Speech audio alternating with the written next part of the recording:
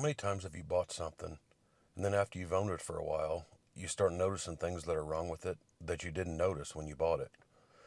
We've all done it. The reason this happens is we all let our emotions get in the way when we're trying to buy something. I'm David Collard. I've been in real estate for over 30 years, buying, selling, remodeling, building custom homes. I'd like to share my experience with you so you and your family gain wisdom when you're trying to buy a house and you're at a showing with your realtor. So I've got a top 10 checklist. If you want to get a notepad, a pen, a piece of paper, pull up the notes app on your phone, however you want to do it, and just take notes while I'm walking you through this video so you have your checklist of what to look for when trying to buy a home so you don't make big mistakes when buying a home. You know, I've got a little index card here that I keep with me with a list of things on it. And I keep this with me because we're in East Tennessee, and a lot of the showings we have, people are remote. You know, there's a lot of people moving here from California, Florida. I'll go to the property and I'll do a video for them in detail to where they get a really good look at the property before they spend, 3 days of their time. And let's say, $500, $600, $1,000 to come here and look at property. As we start to walk this property and talk, the best due diligence you should have already done before you showed up at the property is number one, if you're a pretty handy guy, or bring somebody with you to have maybe some clothes you don't care about getting dirty, in case you're going to get in a crawl space or whatever. That's number one. But number two is ask the listing agent or the realtor that you're with to pull the documents like the restrictions, the septic. There's a recording of septic in any city that you live in, and you can get that, and it's like a drawing and like where it is on the property also. Lot lines, how the property lays out. And the reason you do that is so when you pull up on the property and you actually walk the property, you know what you're looking for and where things lay. And well, here's my property lot line. It looks like maybe the neighbor's garage is on my land, or maybe there's a privacy fence or something that might be encroaching on my property, and it just gives you a good idea of what to look for and where things are on your property. When you're walking the property, you want to look for things like is there seeps on the property? Is there sinkholes? Does this look like a troubled area? Right here, and you look at the neighbor's property and see, is there a lot of water that comes off them onto my property? That could wash. Is there any wash? How's the water running on my property? Like this property here, I walk by right here, you can see that there is a water meter. I don't know if you can see that or not. When you walk by the water meter, you might have a well on your property, but you look at this and go, well, if this isn't my meter, this might be the neighbor's. If it is mine, what's it look like? Is there water? There's nothing leaking. But number two, let's say you have a well, but having this water meter proves that there's at least city or county water available to the property. Let's say if you want to get off your well later or whatever you want to do, it is available. Look at things and how they lay out and where things are on the property. You walk up and there's the house. Well, if you have, it's a house, let's say, and it doesn't have a garage. Well, if you want a garage, there's got to be enough land or the land laid out in such a way that, yes, down the road, I can build that, garage on the property. And it would be here, or we want to put a pool in. Is there enough room? Is it flat enough? Stuff like that. Can I do what I want to do once I purchase this property? I'll tell you another big thing to think about when you're, standing where the septic is. Keep in mind, let's say the house is listed for, a 3-bedroom. Well, and then you walk in the house and you look at it and you're like, well, I can make another bedroom out of this study, and I can make another bedroom out of this, area right here. And, if I fix this house up, I can sell the house for a 5-bedroom house now. You can't do that, because the land was either, a lot of states call it, it's a percolation test or it's a soil analysis test. And so, they got a permit only for however many bedrooms the house that's on there is. So let's say it's a 3-bedroom. You can't just decide to sell it as a 5-bedroom because the septic is not, permitted for that. So that's another big thing. Where your lateral field and your septic tank sit, look around. It's in that area, is there surface water? Coming up, gray water coming to the surface? Is the soil wet in that area? That'll give you an indication pretty quick that there's possibly an issue. And again, with this, we always recommend that every homeowner get an inspection. I mean, even if you're buying property that's, let's say, as is, it's a foreclosure, you still want to get that inspection done by a licensed professional, and that way you know what you're getting yourself into. If you spend what you're going to have to spend, because you know what you're getting into, will that be profitable, at the end when you try to sell it? One of the biggest things to look for that a lot of people miss on a property is, if I've got a lot of trees, the size of this black oak tree right here, if this is close to your house, look up the tree, and look around at the tree. If this tree is dead, you're probably looking at between $3,000 and $3,500 to remove this tree if it's hanging over your house, because they have to use a crane to come in and literally take it down limb by limb. Use a chipper on all the limbs and everything and clean up your mess. You're talking 3,000. Well, even trees like this one right here in this yard that is dead, you're probably looking at $1,200 to take that tree down. Well, if you've got 3 or 4 trees on a property to take down at that cost, that's substantial.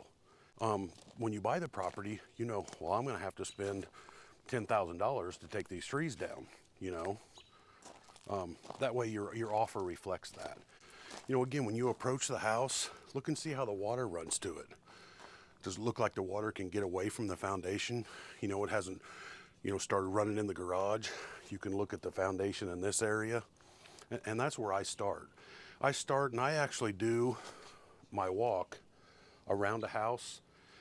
Instead of just walking it once or twice and try to look at everything at once, I actually do several trips around the house, and I start with the foundation. Once I've walked the property lines and, looked at all that and the septic and the trees, I start with the foundation, and I walk the foundation all the way around the house. And what you're looking for is whether it be block concrete, are there cracks, in the foundation? Is there termite tubes, especially a house that's really low to the ground? Is there termite tubes coming up? But mainly you're looking for, cracks. Has it settled? You can kind of look at that as you're walking it, and go ahead and walk the entire property foundation. When you're walking and looking at the foundation, let's say there's patios and stuff like that that are also, coming out from the foundation. Look at that too. Are they cracked? Does it look like they've settled over time? And when you come around and you find like the crawl space door, as you enter the crawl space, what you want to do is you want to be, as much as looking, you want to be smelling. There's a lot of things that you can catch when you're walking a house under the crawl space and attic areas where there's moisture problems. So as you're entering that, just, kind of be aware, I need to be paying attention to what it smells like under here. Once you get under there, you want to go right to the exterior walls of the foundation, and you're going to be looking for the same thing, cracks on the inside, right against the foundation. Is it wet? Is the dirt wet right there against the foundation? Because that means, especially if it's not wet outside and hasn't rained, water is sitting against your foundation. So you want to crawl, around and look at the whole exterior of the foundation. And while you're under there, you're looking up at plumbing lines, Does it look like any drains have leaked? You know, you can plainly see on the ground if they've dripped, water lines have dripped. You know, is your ductwork all connected? You know, to the trunk line, the main runs that run to the bedrooms, are they connected to your trunk line? There's just a lot of things you can look up under there and notice, is there mold? That's a big problem, you know, because crawl spaces, a lot of them won't breathe right. So there's a possibility, if there's moisture under there, that there's black mold on the floor joist, you know, and that's pretty serious. So while you're in that crawl space, you're in the basement, shine your flashlight up anywhere again where there's plumbing. Go to where the bathrooms are, the shower drain, the stool. You know, if there's linoleum tile on the floor upstairs, you can't tell if the floor is rotten, if there's been water damage. But when you're in the basement, you can shine the flashlight up in the floor joist, in the crawl space up in the floor joist, and you can tell if there's been water damage, water stains, if the floor is rotten from underneath. Say it's a basement house. When you get in the basement, walk all of the exterior walls and look down low. You know, is there stains? Can you see where water has maybe flooded, been in the basement? Come up, walk the walls. Sewer line, is the sewer line coming through? Does it look like it's leaked? Water line coming through the basement wall? Is there any seepage? Does it look like it's dripped down the walls or stains, you know, from there? And let's say you need to take a flashlight and shine where the basement wall meets the floor joist, like the box sill area. Let's say over time, 2 years ago, they had new siding put on, you know, the house, but from the inside, because it's covered up from the outside, from the inside, you can see there's rot. You know, the floor joist, that floor joist is rotten. There's been moisture right there. That's just something really to pay attention to, is moisture of a house. It's the biggest demon of a property, in my opinion, is moisture. And the next step I do is right where the foundation meets the house, that's where you're going to have a moisture problem. So, you know, if you're there, you don't have to have a screwdriver, you can use a ballpoint pen. Just kind of poke that ballpoint pen around without the pin, you know, part being out. You don't want to ruin somebody's house, but let's say it's wood siding or it's log. You can tell really easily if there's soft spots down low in the wood. You know, so you're going to want to poke around here and there and just see, is there any soft spots? How's it look? You know, and as you go from there, you come up, you start looking around windows. The stool or the sill of the window, again, that's where water sits. So you want to be adamant to look at every window and, you know, doorways, and see if there's moisture that has sat in them areas. Also take notice when you look at the windows, are they cloudy? You know, most houses now, if they're modern, have got double pane windows, and there's argon gas between the panes. And so, you know, if that argon gas has escaped because the seals are bad in the window, they'll be like a foggy, you know, the window will look foggy. And so walk around and physically inspect every window. That way you know, all the windows are good, or these three are bad. I know I'm going to have to replace these three. And when you're doing your walk around too, if there's decks, wood decks, just look at, you know, you can see, are they got big sags in the floor joist? Is there any rot? You know, if it's like this has a screened in porch, just look down the eaves of it, you know, at the roof line. Does it look like it's fairly straight, you know, up and down, to where you're trying to get an indication if there's any settling or anything that went on over the years? Looking around the walls, you know, the windows and things like that, you're going to want to move on to the roof. And what you're going to look for in the roof is there any major humps? Is there any dips, you know, valleys in the roof that look like maybe a broken rafter, you know, rotten plywood? As you're looking at the roof, ask the realtors with you, can you find out how old, you know, the age of this roof? You know, when you're talking about putting a new roof on a house, that's substantial. Really, any size house, it's going to cost you a very substantial amount of money to replace the roof. So, you know, I get an idea, it's a 30-year shingle and it's 21 years old. I kind of know how long it's going to be before I'm going to have to, put a new roof on that house. Look at your barge rafters on the gabled ends. Just kind of look, is there holes? Does it look like woodpeckers have got in things? Wood bore bees, just kind of inspect that. And is the ridge cap on the roof up there to make sure water isn't getting in at the peak?